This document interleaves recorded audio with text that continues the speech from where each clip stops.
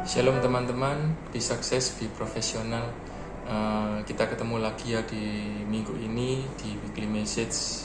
Di bulan April ini kita masih membahas tentang tema besar di bulan April, yaitu endurance, yaitu tentang daya tahan iman kita dalam mengikut Tuhan, ya kan. Dimana di minggu ini kita akan bahas yang poin yang ketiga, yaitu tentang undisputed obedience atau tentang ketaatan, ya. Yang kalau sebelumnya kita sudah bahas di 2 minggu sebelumnya, yaitu tentang kesetiaan dan tentang mengandalkan Tuhan, ya kan. Di minggu ini kita belajar tentang ketaatan, dan kali ini kita akan belajar tentang kisahnya Daud, ya, pada waktu dikejar-kejar oleh Saul. Sampai pada akhirnya di dalam gua itu Daud memiliki kesempatan untuk bisa membunuh Saul sebetulnya, tetapi Daud memilih taat, gitu ya teman-teman. Dan kita mulai baca ya ayatnya di dalam 1 Samuel pasal yang ke-24. Di sini diceritakan tentang puncaknya itu, ya, tetapi teman-teman bisa membaca mulai dari pasal-pasal sebelumnya, bagaimana proses Saul mengejar-ngejar Daud, ya. Kita baca di 1 Samuel pasal 24, kita langsung baca di ayat 5-7 saja. Di sini dikatakan bahwa lalu berkatalah orang-orangnya kepada Daud, ya kan. Ini anak-anak buah Daud berkata kepada Daud bahwa telah tiba hari yang dikatakan Tuhan kepadamu, sesungguhnya aku menyerahkan musuhmu ke dalam tanganmu, maka perbuatlah kepadanya apa yang kau pandang baik. Maka Daud bangun lalu memotong puncak jubah Saul dengan diam-diam. Kemudian berdebar-debarlah hati Daud karena ia telah memotong puncak Saul. Lalu berkatalah ia kepada orang-orangnya, dijauhkan Tuhanlah kiranya daripadaku untuk melakukan hal yang demikian kepada tuanku, kepada orang yang diurapi Tuhan, yakni menjamah dia, sebab dialah orang yang diurapi Tuhan. Di sini pada waktu Daud memotong puncak jubah Saul aja, dikatakan di dalam Alkitab ini dia sampai berdebar-debar hatinya, gitu ya. Artinya Daud ini tidak tenang hatinya karena Daud merasa bahwa yang dilakukan itu sebenarnya tidak baik di mata Tuhan, gitu ya. Tapi di mata manusia mungkin bisa dibilang itu adalah kesempatan emas, kesempatan yang baik untuk bisa mengalahkan Saul, begitu ya. Karena kan pada waktu itu ceritanya kan Saul sedang ingin membunuh Daud, gitu loh, ya kan. Tetapi pada waktu itu Daud memiliki kesempatan, Saul didatangi oleh Daud secara diam-diam di dalam gua itu, gitu ya teman-teman. Lalu apa yang bisa kita pelajari dari kisah ini, gitu ya kan. Dan kita mungkin dalam kehidupan kita sehari-hari juga sering kali pasti ada masalah-masalah dalam hidup kita.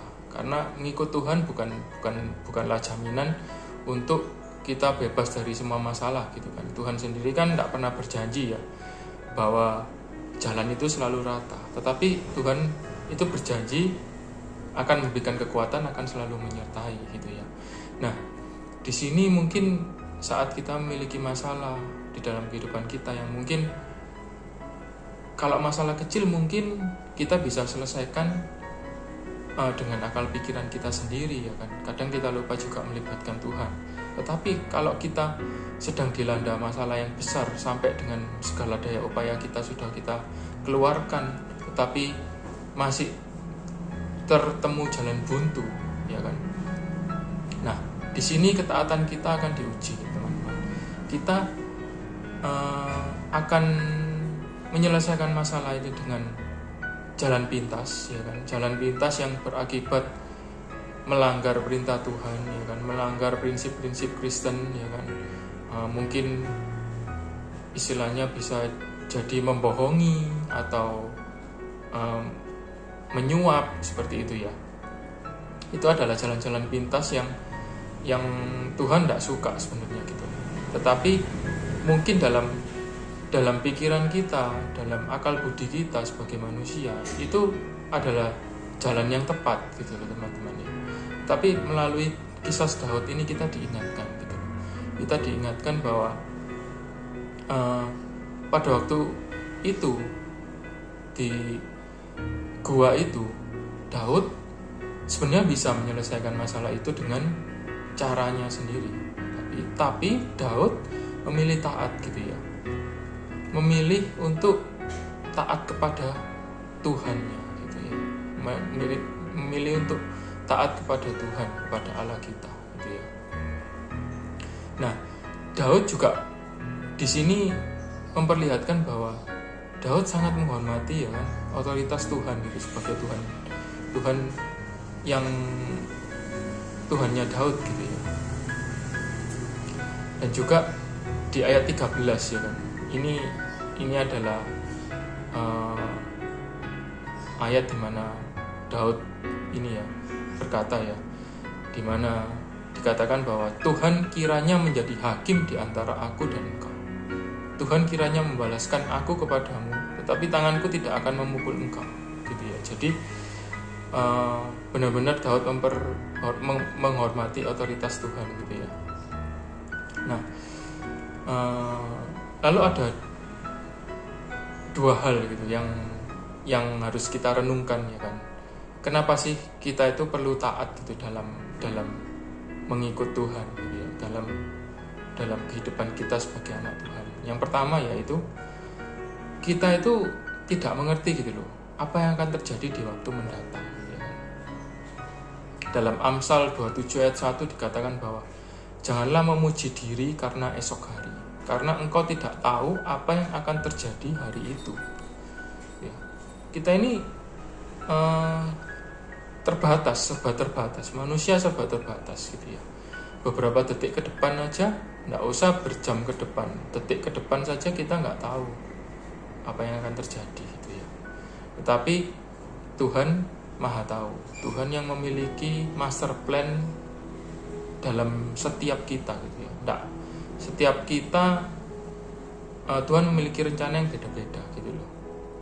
Tetapi yang pasti Tuhan itu sudah memiliki rencana, dan rencana itu adalah ujung-ujungnya adalah sebuah kebaikan buat kita gitu ya. Kita harus percaya itu.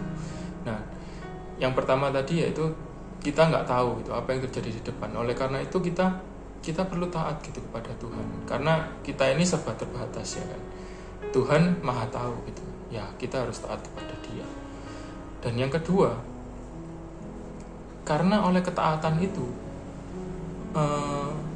akan membuka akses pertolongan Tuhan atas hidup kita gitu, teman-teman. Jadi di dalam Mazmur 37 ayat 23-24 dikatakan bahwa Tuhan menetapkan langkah-langkah orang yang hidupnya berkenan kepadanya. Apabila ia jatuh, tidaklah sampai tergeletak, sebab Tuhan menopang tangannya. Nah, di sini jelas sekali dikatakan bahwa kalau kita taat pada Tuhan, kalaupun Tuhan izinkan untuk kita mengalami masalah yang berat ya, kita mengalami masalah yang berat dan akhirnya kita ini seakan-akan sampai jatuh gitu ya, sampai jatuh tergeletak. Ingat bahwa Tuhan nggak biarkan gitu. Tuhan nggak akan biarkan kita sampai jatuh tergeletak. Tuhan pasti akan menopang. Tuhan pasti akan memberikan kekuatan buat kita gitu ya. Asal kita taat kepada Dia gitu loh. Kita nurut aja kepada Tuhan ya kan. Kalau sampai toh terjadi masalah yang besar sampai dengan kita seakan-akan tidak mampu menanggungnya ya kan, kita ingat bahwa Tuhan sanggup menolong gitu ya. Dan kita sudah diingatkan tentang kisah Daud ya hari ini, dan juga tentang ketaatan, bagaimana ketaatannya Daud ya kan dalam keadaan yang sungguh susah ya, terjepit, dan ada kesempatan untuk bisa menyelesaikan dengan cara kita yang tidak sesuai dengan jalan Tuhan, yang mungkin bisa dikatakan kita malah berbuat dosa ya kan untuk melakukan itu. Nah, di sini Daud memilih taat gitu ya kan.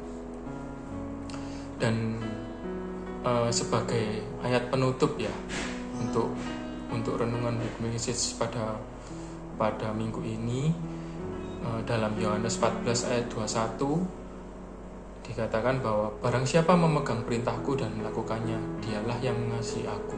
Dan barang siapa mengasihi aku, ia akan dikasihi oleh Bapakku, dan aku pun akan mengasihi dia dan akan menyatakan diriku kepadanya. Jadi tetap semangat ya teman-teman mengikut Tuhan. Kita harus di minggu sebelumnya kita sudah belajar kita harus tetap setia dalam keadaan apapun. Lalu kita tidak boleh mengandalkan kekuatan kita sendiri. Kita harus sadar bahwa kita punya kekuatan yang lebih besar, yaitu daripada Tuhan sumbernya. Dan juga pada minggu ini kita belajar tentang ketaatan dari seorang Daud gitu ya kan, yang bisa taat di dalam kondisi tertekan sekalipun dia tetap taat, tetap nurut pada Tuhan gitu ya teman-teman. Kita bisa sharingkan dengan teman-teman FA kita juga, buat mungkin teman-teman ada sharing tentang pengalaman bersama dengan Tuhan tentang hal ini, teman-teman bisa sharingkan di pertemuan FA kalian. Terima kasih teman-teman. Sekian weekly message pada minggu ini. God bless you.